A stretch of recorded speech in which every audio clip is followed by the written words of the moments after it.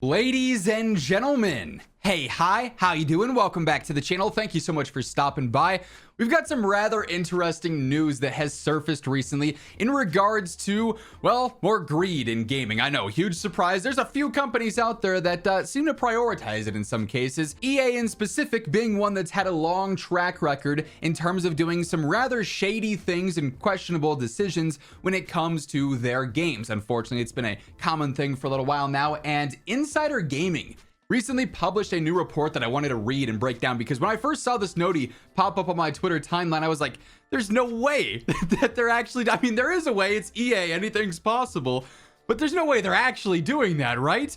But as you can read the headline here, EA Skate microtransactions range from £5 to £99 for in-game currency.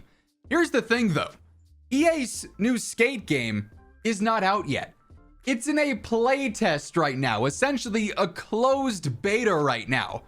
So why does a closed beta have microtransactions? Seems like a pretty wild thing. Now you might compare this to like maybe a beta for Call of Duty, let's say, where if you pre-order the Vault edition of the game or the most expensive edition of the game and you get the bonus skins and the weapon blueprints and stuff, those are things you could use in the beta then as well as the full launch. But that is, I guess, maybe a little bit more different than what's going on here. It's not like during the beta for Black Ops 6 there's a full-on store with all the bundles and new skins and stuff going on. It's mostly just to pre-order the game and whatnot, right? This is a little bit different.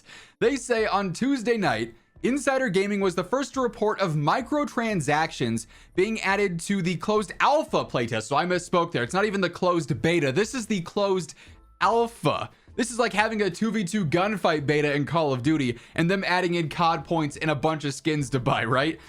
For EA Skate. Now, just a couple of days later, we have an idea at what EA is charging for their Sandvan bucks, their in-game currency in the game. Thanks to this Reddit user, it appears that EA is charging users a range of £5 to £99. The prices shared are in euros, but the conversion is pretty similar, so it's about $5 to $99 US for this in-game currency. At £5, you get 500 Sandvan bucks. At £9 or £10 essentially, that jumps to 1,050, including a 5% boost, kind of similar to how COD points work for Call of Duty. Goes all the way up to 13,000 Sandvan bucks. Based on other images shown, as well as previously announced plans by EA, all of the microtransaction purchases go towards in-game cosmetics. So if you want to change the way your skater looks or your skateboard, your deck, I assume everything there is going to be fully customizable. Instead of having it though like the classic Skate games where you get certain decks by doing certain challenges. Like I remember Skate 2, Skate 3, two of my all-time favorite games ever. I put so much time into those back in the day, and I am very excited for this new Skate game. This though is questionable, because instead of incentivizing going through, playing the story, doing special missions, if you really want, you know, certain decks from certain brands, you go out, you do those missions for that, you complete the challenges, whatever the case is, you get the reward. It's like, oh, you want this cool alien workshop board or whatever the name is, right? Well, now you have to go through and buy your Sandvan bucks and spend them there instead. They do at least say there are no pay-to-win mechanics coming to EA Skate. That's good, but still kind of crazy that there's microtransactions in an early alpha.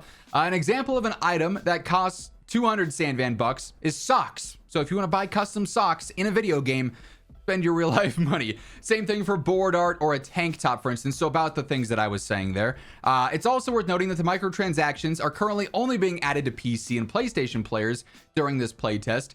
EA in Full Circle will also cease giving players random grants that it was already doing in previous playtests. So before, they were giving you some random in-game currency so you could spend it as the playtest was ongoing. But now if you want any of that, you have to go through and actually buy it. They did reaffirm that any Sandvan bucks purchased will be credited back at early access launch. So when the full game does come out, if you buy them now, you'll still have that stuff then. It just seems strange to do it now when it's an alpha and things might not go accordingly, as opposed to launch when you're more confident in the game, provided you are using the same EA account for both playtests and early access. Lastly, it was confirmed that items acquired during the playtest will also be reset at early access launch, but not during the playtest itself, which is kind of crazy. It just seems like a really odd thing to do. I mean, EA has not necessarily been the golden child, if you will, perfect example of what to do in your games, specifically when it comes to microtransactions and things of that nature. And them going all in on an early alpha just seems like a strange move. Curious to get your thoughts down in the comments below. If you enjoyed the video, a like's always seriously appreciated. If you haven't subscribed to the channel yet, feel free to do so on your way out. But that's going to wrap things up for today. Very strange news report that I wanted to dive a bit more into here. But thank you so much for tuning in. Until next time, take it easy. Have an awesome rest of your day, and I'll catch you later. Peace out.